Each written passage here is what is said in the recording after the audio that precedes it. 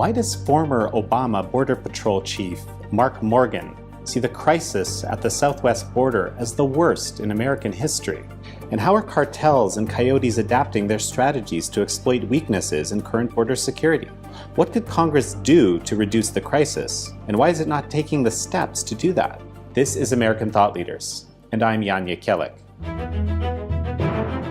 Today, our border security reporter Charlotte Cuthbertson sits down with Mark Morgan, who was U.S. Border Patrol Chief under President Obama and is also a 20-year veteran of the FBI. We discuss the roots of the crisis, the day-to-day obstacles facing Border Patrol agents, judicial activism affecting their efforts, and how the situation at the southern border has changed rapidly over recent years. So, we've got record numbers already 7 months into the year. We've already surpassed last year's numbers. And there's a new caravan on the way. I've heard 10,000 to 20,000 people. What are the likely scenarios here? Well, so it really depends. I think a couple of things that it illustrates, I think, is one is just another example, another fact that this is a crisis, right? We're talking about a caravan now, 10, 20,000. I think the other thing that's important that illustrates is the failure of the government of Mexico to be a proactive partner in resolving this problem. Their southern border is completely unsecure, and the border between Mexico and the United States, the cartels own it. So it really does show the government of Mexico's inept ability to handle this issue.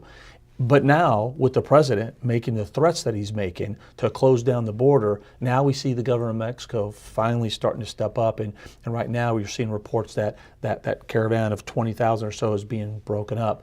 But mark my words, they're still going to get here. And right now, because the laws are still the same, so Congress has still failed to do their job to protect the American people, so the same laws apply. So there's a good chance that the majority of these individuals are still going to be allowed into the interior United States. Now, with one exception, if the president is able to continue to do the new approach that he has, the migrant protection protocol, to make the individuals seeking asylum remain in Mexico, there's a chance that those numbers could be reduced. But right now, that's only be done at the ports of entry. So these folks coming in, if they get here, they're going to be allowed in. And there's no incentive for them to go to the ports of entry, one, because the smuggling networks don't want them to. They want to use them to bring drugs around them and tie up Border Patrol. So although the migrant protection protocol sounds good, in practice it's not really having a big impact, is it? No, right now I think only about 2,000 have remained in Mexico. And so you're absolutely right. For the protection protocols to really work, they're going to have to apply that along the whole southwest border, at the ports and in between the ports. Because like you said, that'll actually just incentivize even more for them to come illegally and for the cartels to continue to exploit not only the migrants, but also our resources along the border. You're absolutely right.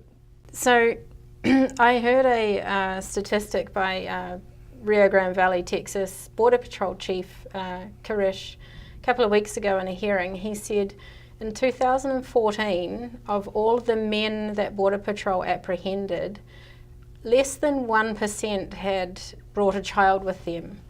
That number is now at 50%. What's the difference there? What's going on there? Well, so that's a great stat. I'd add another stat too. If you look from 2014 as well, what you saw in 2014, the phenomenon that we saw, and I do believe was created from DACA, was that at first you saw mainly unaccompanied minors. But now fast forward to 2019, now we see actually family units exceed the number of unaccompanied minors. And you're also seeing now adult males with children. What has happened? Well, what has happened is they've gotten more educated, right, in Northern Triangle countries. They fully understand through social media, through the cartels, through non-governmental organizations, and through their own family members that have come here in the United States. So they know now, you grab a kid, you're in. They know, they understand that with the floor settlement agreement and TVPRA, that I think those two things are what really creates catch and release. They know it, and it's working. grab a kid, and you're in. And so now you've seen a complete change in that demographics because of that, and now you're seeing adult males coming along. And it goes even further. The children are being exploited, right? So the cartels are using the children to, again, jack up money. So an adult male, I want to get across, so I'll pay the cartels to basically rent the kid, right? You rent the kid, and you get in. It's horrendous. And so this number from fewer than 1% to 50%, that can't in any way be attributed to some kind of catastrophic events in their home country that happened between 2014 and now? No, and so that's a great question. That's another false narrative. So if you look at the Northern Triangle countries, whether you look at their violence, whatever element you look at, it ebbs and flows, right? But yet the numbers from the Northern Triangle countries have continued to skyrocket that are coming. Why? It's not what's happening in the Northern Triangle countries. It's what's happening in the United States. It's the Congress failure to address this problem again and again. And the Northern Triangle countries getting more educated, and they're getting more support, and the cartels being involved. They know once they get here, they're in. The Border Patrol and ICE are so overwhelmed right now that a lot of these migrants coming, they're not even asserting credible fear or asylum, and they're still being allowed in because the agencies are overwhelmed. Yeah, actually, I was in Yuma last week, a couple of weeks ago, and the Border Patrol chief there said 90% of the people that are crossing illegally are not asylum cases. They don't even claim credible fear, but they know the game. Now, I've also heard that there are websites and WeChat groups that are, I guess, educating the migrants on what to say, what to do, even coordinates of where to cross the border. What do you know about that? All of that is correct. And I'll give you a step further. The cartels, like a lot of the caravans starting, the cartels aren't starting those caravans. They don't need to, because there's non-governmental agency and other non-profit organizations that are actually starting the cartels. But make no mistake, the cartels own that border. And so as they start coming through, they're going to tax them, and then they'll actually take the caravans, no matter how big or small, and they'll actually direct them to certain areas they want to go so the Border Patrol can be engaged, and then they'll sneak criminal aliens in and bad things in. And so it's absolutely being done every day. And just to go back to, sneaking bad people in, so far in the first 6 months of of the fiscal year 2019, 25,000 people in the Rio Grande Valley have evaded Border Patrol. So that's just the Rio Grande Valley in Texas in one sector. 25,000. And give us a little insight.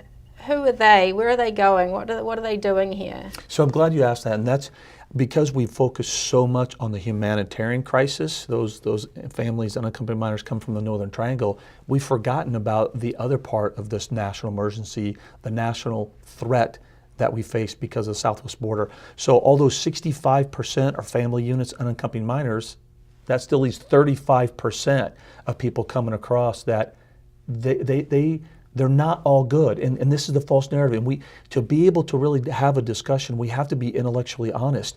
All these individuals coming through, they're not good people. Some of them are rapists. Some of them are murderers. Some of them are pedophiles. Some of them are gang members. This year already, Border Patrol's already apprehended as many gang members so far in the first 6 months than they did all of last year. So that's a fact. It's not hyperbole, and we need to make sure we're being intellectually honest. And that's just who we're apprehending. Again, the border is still 60% wide open, meaning it doesn't have enough infrastructure, technology, or personnel. And because anywhere from 25 to 40% of Border Patrol resources are being pulled away and dedicated to humanitarian, the border is even more wide open for the cartels to do what? Exploit, to bring drugs, contraband, and bad people in.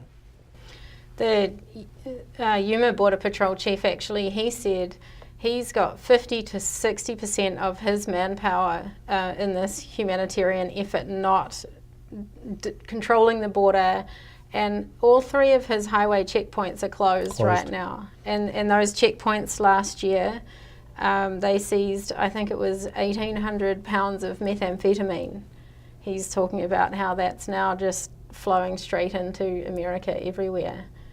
Absolutely. And so to put it in perspective, so when I was there in 2016 as the chief, I estimated about 15% of the Border Patrol agent resources were pulled off the line to do humanitarian, what I would kind of tongue-cheek refer to daycare providing. They really were. I mean, some of these individuals, these gun-toting, highly trained, highly experienced agents were, part of their job was to make sure we had enough baby diapers and baby formula and et cetera to provide the care for these individuals.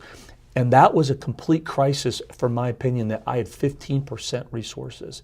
And now, just like you said, in some sectors, it's up to 40% of the Border Patrol resources are being pulled off the line. Again, we have to be intellectually honest. You don't have to be a rocket scientist to see what that does to the border. It's wide open, and the cartels are exploiting this every single day. They're directing the caravan to go to point A, knowing full well that point B is going to be wide open and then get through anything that they want, and it's happening every day. Is it that Congress doesn't understand the magnitude of the problem, or is it playing politics?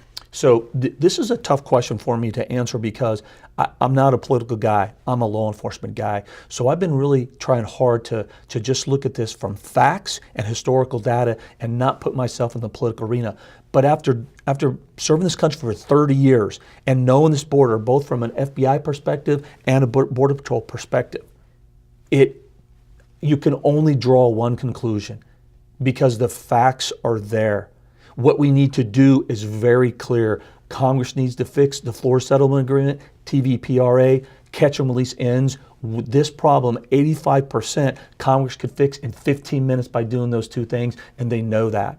So I can only draw one conclusion, that they're not doing this based on their political agenda and their ideology. For me, I can draw no other conclusion from a law enforcement perspective because they know. The experts have been telling them for a very long time what they need. The experts have been telling them for a long, long time that they need more infrastructure, technology, and personnel and where they need it. They've never said they need it from sea to shining sea. They said they need it in strategic locations, and it works, and they have the historical data. Right now, last month, over 100,000. We're going to expect 1 million this year. That's not hyperbole, that's fact. You know, the former DHS Secretary, Jay Johnson, he said, a bad day, and I was the Border Patrol chief under Jay Johnson, he said a bad day for him was 1,000 apprehensions. We're getting 4,000 a day now. And he says, right, in anybody's definition, it has a crisis.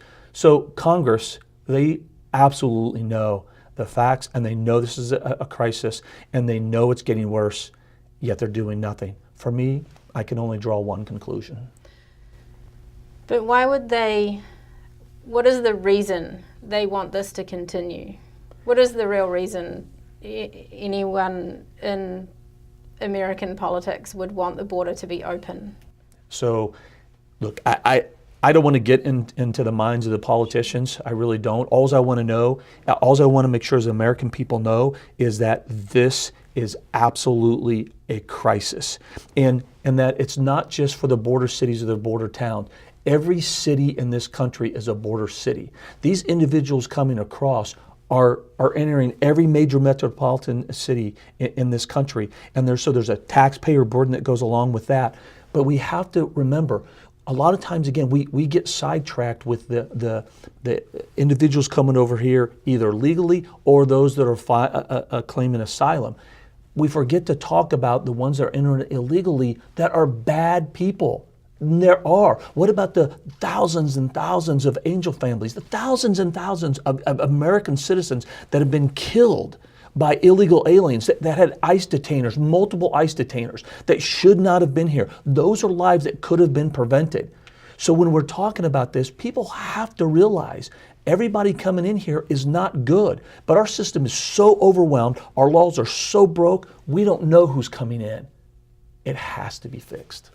Okay, so let's say Congress does nothing, which is a high potential. How can this be fixed without the Flores and the TVPRA being tweaked? So I think that is probably the most important question. I wish more journalists and reporters would be asking that question, because in my opinion, so we have to change our complete mindset. And I know that the former secretary, which I have immense respect for, and all the other agency heads, they've been pounding hard, and I still do it too. Congress. They're not going to fix this. Congress is not going to fix this. Next month, we're going to get 120,000 coming in. We're going to have a caravan of 10 or 20,000. Congress isn't going to stop that. So what can we do right now? The first thing I think we need to do is we need to change our mindset. We need to stop thinking that the Northern Triangle countries are going to fix this in the short term, that Mexico is going to be a partner in the short-term fix, or that Congress is going to be a partner in the short-term fix. Now, don't get me wrong. I'm not saying that we still don't work with the Northern Triangle's Mexico Congress. We have to, but those are long-term, if at all is going to happen. I mean, we've given hundreds of millions of dollars to the Northern Triangle countries forever, and what has happened? The numbers continue to skyrocket. We've been working with Mexico for decades to try to get them to be part of the solution here, and they failed. They're still on the sidelines. We've been working with Congress for decades to fix this, and they failed. So from my perspective, we need to change our mindset and look at what can this administration do and what can DHS do right now to fix this problem without relying on Congress. And there's a couple of things. We need to look at the regulations that handles credible fear. We need to improve the burden of proof, because we know that 85% of the claims are found to be unsubstantiated. So we know that there's an issue with the credible fear. It's too loose. We need to tighten that up. I think we need to pass a regulation that will actually give ICE the ability to detain family units while they're going through the immigration process. And at the same time, let's reinstitute what they used to do called port courts. That means we shove all the assets, a whole government approach down to the border, everything that you need, soup to nuts, to be able to have an immigration hearing and do that quickly. And then if those claims are found to be substantiated, then they'll be allowed in. If not, we remove them immediately. And the last thing that I would do that closes that incentive package that's out there, because again, they're not coming here because of what's going on in the Northern Triangle countries. They're coming here for economic equality. That's it. And to some degree, family reunification. So we need to remove that incentive. And so the last part of that is we need to ramp up our interior enforcement. There's over a million illegal immigrants who entered the country illegally, filed a false claim, have received due justice through the immigration proceedings, and they've found to be false, and they've received a deportation order of removal, 1 million, and they still remain here illegally. And we're not doing anything about it. Criminals, I say let's start. Look, I don't want to worry about the sanctuary countries, cities. I want to go to the sheriff of Pima County, one of the largest border counties in the United States, who supports what the president's doing. I want to go to him and I want to work with him and say, okay, let's identify the illegal aliens that are criminals in your county and let's go get them. And that needs to be done across America. So I do think there's things that we can do right now, but we have to change our mindset. We can't wait for Congress. We need to act ourselves. Are all of those things possible for the administration to do without judicial interference? Well, so that's the other thing, right? You're spot on. I mean, every single time that Congress fails to do what they do and this White House tries to do something, what happens? Either Congress, the very entity that's not doing their job, then they put roadblocks up every time the White House tries to do their job. And then judicial activism. I've never seen judicial activism, and I've been doing this for 30 years now. I've never seen judicial activism at the height as it is now, especially on this issue. Every time it turns around, they try to do something to stem the flow to address this issue. And in a lower court ruling, the latest one in the Ninth Circuit, a judge from 400 miles away says, no, they can't remain in Mexico. It's just incredulous to me. So I hope, and they are, I think the president, I hope, and again, I always say if I have 5 minutes, I tell him, Mr. President, sir, stay the course, fight it. Take that to the Supreme Court, because if he could win in the Supreme Court about making the asylum seekers remain in Mexico, that's huge. I mean, right there is a game changer to be able to do that. And I mark my words, if they're able to make the individuals wait in Mexico, if we can apply the migrant protection protocols along the whole southwest border and make individuals wait in Mexico, you're going to see those numbers go drastically down because you've removed the incentive. You now will be telling them, no, you don't get to grab a kid and get a free pass in the United States. we've taken that away, you're going to see the numbers go down. But what incentive does Mexico have to support that, the Migrant Protection Protocol? Because they would have to be a willing partner in that, wouldn't they? So that's the issue. And in Mexico, it's a very complicated issue, and that's why, to some degree, again, I'm not saying we stop working in Mexico, but we got to stop thinking and relying that they're going to be, huge partners, because why? The cartels. As long as the cartels are profiting from this immigration, Mexico is going to be stymied to some degree what they're going to be able to do about it, because the cartels own that country. As soon as it stops becoming profitable, starts becoming an issue for the cartels, then you'll see them go back to their old ways of just doing drugs again. So that's an issue that's got to be addressed. For Mexico to be a really valuable player in this, we have to address the cartels. But here's another thing. Let's force Mexico to deal with the cartels a little bit more. And I think the president's threats of shutting down the border is having an impact.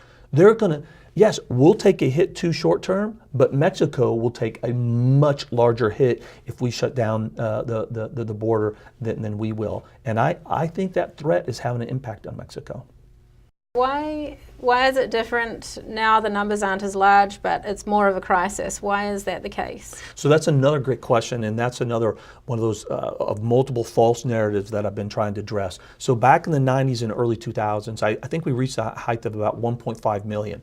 But the difference, there are two distinct differences that really drive this false narrative. First is the recidivism false narrative, is that the individuals coming across, they were being caught and sent back 2 or 3 times at the same day. Some Border Patrol agents were catching the same person 2 or 3 times in the same shift, right? So really, if you look at that 1.5, it's really probably around 1 million or even less of actual numbers.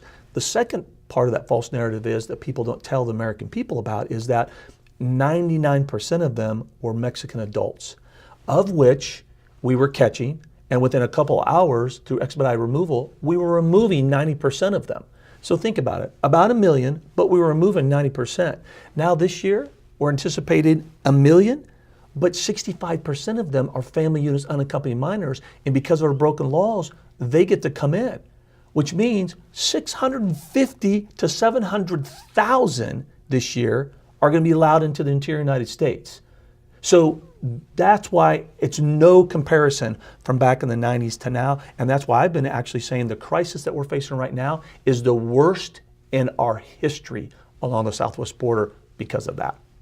And I think the deportation rate of family units that are found to not have credible fear claims is about 2%. So if you look at that 650 to 750,000, they've got a 98% chance of staying indefinitely if they can get across with a child. So it's a pretty huge incentive. And what the American people need to understand too is not only is that an incentive, is that right now, especially right now, you grab a kid, you're in the United States, and it's almost de facto amnesty. Nothing's going to be done about you.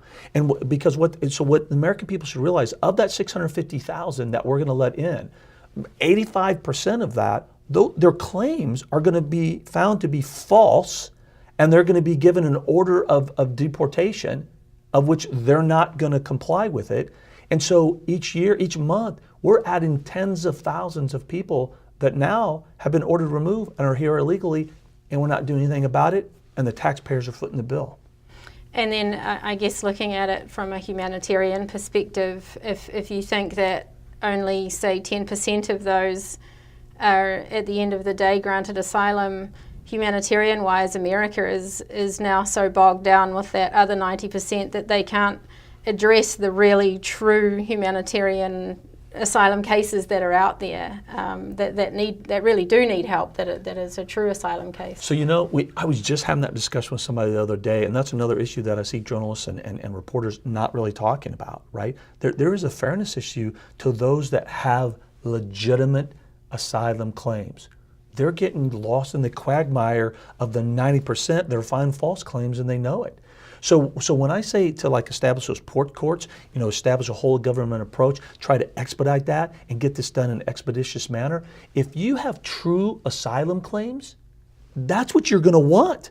You're not going to want to have to wait 2 years for that to happen. If you have a legitimate claim, I think you would want to have that. You would encourage to have those expedited proceedings so that your claim could be adjudicated fairly and quickly, and then you can move on with your life. So I think that's a great point, and I agree with that. So Mark, I really appreciate you coming in. I know your time's tight. Absolutely. So.